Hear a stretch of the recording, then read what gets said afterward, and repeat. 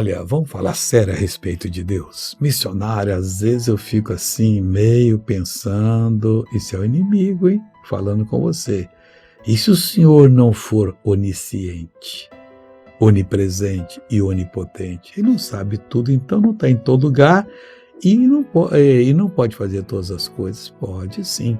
Olha o que ele diz aqui no Salmo 105, versículo 7. Ele é o Senhor nosso Deus. Acabou. E que mais? Os seus juízos estão em toda a terra.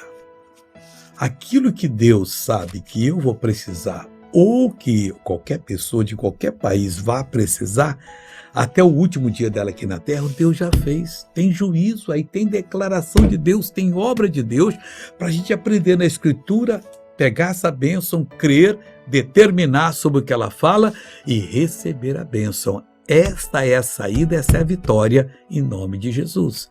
Veja uma pessoa que vai contar uma bênção, já voltou. Eu fiz vários exames e o médico detectou um nódulo no meu seio esquerdo e eu tenho feito as orações, enfim, tenho clamado muito ao Senhor e agora depois da oração eu estou apalpando e ele realmente sumiu. Sumiu, não volta mais. Obrigado, Jesus. Voltei para orar com você agora. Pai querido, em nome de Jesus Cristo, teu Filho, eu uno a minha fé com a fé dessa pessoa, eu repreendo todo o mal que está na vida dela e mando que saia agora.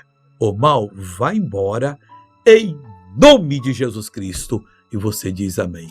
Deus te abençoe.